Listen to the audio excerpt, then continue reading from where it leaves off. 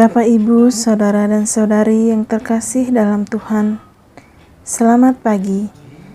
Salam jumpa kembali bersama saya.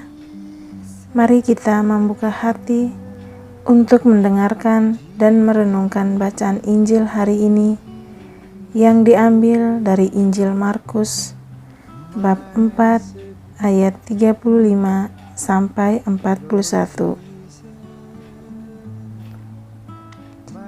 Pada suatu hari, ketika hari sudah petang, Yesus berkata kepada murid-muridnya, "Marilah kita bertolak ke seberang." Mereka meninggalkan orang banyak yang ada di sana, lalu bertolak dan membawa Yesus dalam perahu itu di mana ia telah duduk, dan perahu-perahu lain juga menyertai dia. Lalu mengamuklah taufan yang sangat dahsyat, dan ombak menyembur masuk ke dalam perahu, sehingga perahu itu mulai penuh dengan air. Pada waktu itu, Yesus sedang tidur di buritan di sebuah tilam.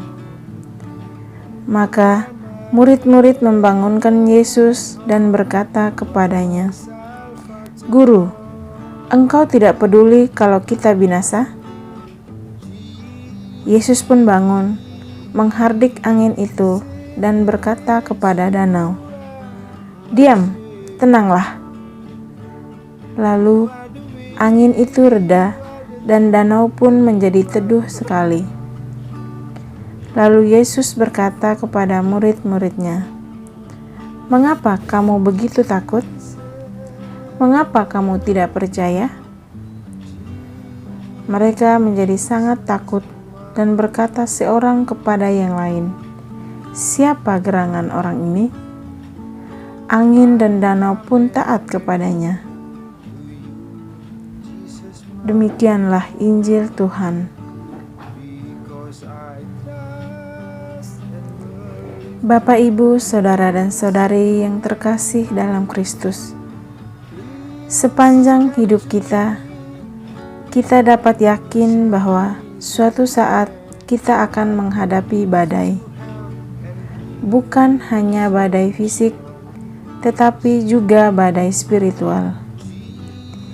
Itu mungkin datang dalam bentuk peristiwa tragis, luka dalam yang ditimbulkan oleh orang lain, akibat dari dosa kita sendiri, atau pengalaman menyakitkan lainnya.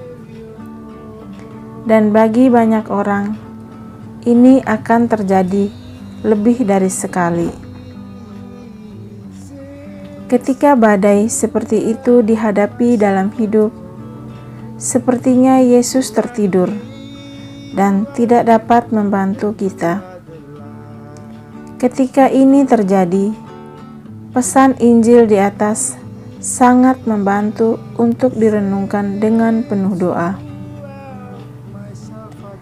Pada bacaan Injil yang barusan kita dengar, ada hal serupa bahwa para murid dengan panik membangunkan Yesus dan berkata, "Guru, tidakkah kamu peduli bahwa kami binasa?" Yesus bangkit, mengatasi badai dan berkata, "Tenang, tenanglah." Dan semuanya tenang. Dia kemudian berkata kepada murid-muridnya, "Mengapa kamu ketakutan? Apakah kamu belum memiliki iman?" Para murid menjadi takjub dan heran. Kuncinya adalah iman. Saat kita menghadapi badai dalam hidup, kita harus memiliki iman. Tapi apa maksudnya itu? Artinya kita harus tahu dengan keyakinan yang teguh bahwa Yesus sebenarnya selalu bersama kita. Kita harus tahu dengan keyakinan yang dalam bahwa jika kita menaruh semua kepercayaan dan harapan kita kepadanya, Dia tidak akan pernah meninggalkan kita. Kita harus tahu dengan keyakinan yang dalam bahwa setiap badai pada akhirnya akan berlalu dan kedamaian serta ketenangan akan terjadi. Seringkali Yesus tampaknya tertidur karena suatu alasan. Alasannya adalah Dia ingin kita percaya. Terlalu sering kita mengalihkan pandangan kita ke badai itu sendiri dan membiarkan ketakutan dan kecemasan mendominasi hidup kita. Tetapi setiap badai yang kita hadapi adalah kesempatan untuk mempercayainya pada tingkat yang baru dan lebih dalam. Jika hidup selalu mudah dan menghibur, maka kita akan memiliki sedikit alasan untuk percaya secara mendalam. Oleh karena itu, setiap badai harus dilihat sebagai kesempatan dan anugerah yang luar biasa saat kita menaruh semua kepercayaan kita kepada Yesus, terlepas dari bagaimana segala sesuatunya segera muncul. Renungan hari ini, seberapa dalam iman Anda sendiri kepada Kristus? Apakah Anda mempercayai bahwa Tuhan tidak peduli? Apakah Anda dapat mempercayai Tuhan ketika semua tampaknya hilang?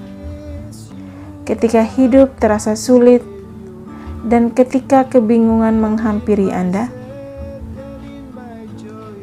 Bersiaplah sekarang untuk badai berikutnya yang mungkin akan Anda hadapi, dan bangunlah tekad untuk menggunakan kesempatan itu sebagai momen di mana iman Anda dikuatkan dan menjadi kekuatan yang menstabilkan kehidupan Anda.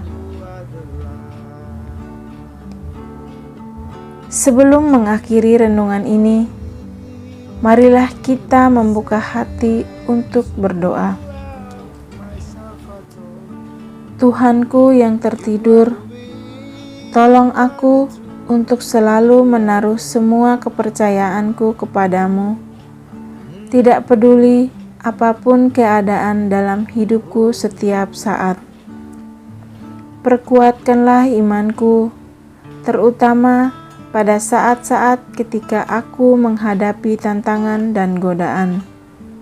Semoga aku tidak pernah meragukan bahwa Engkau ada bersamaku, menuntunku, dan membuatku dekat dengan hati-Mu yang penuh belas kasih. Yesus, aku percaya padamu. Amin. My Savior,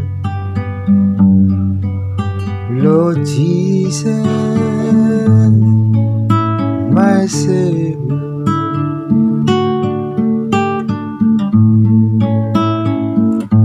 I come and pray to you, Jesus, my Lord,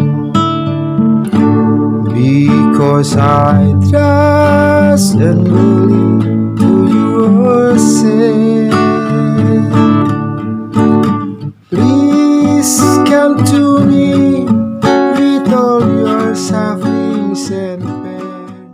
I promise to help and give you solution.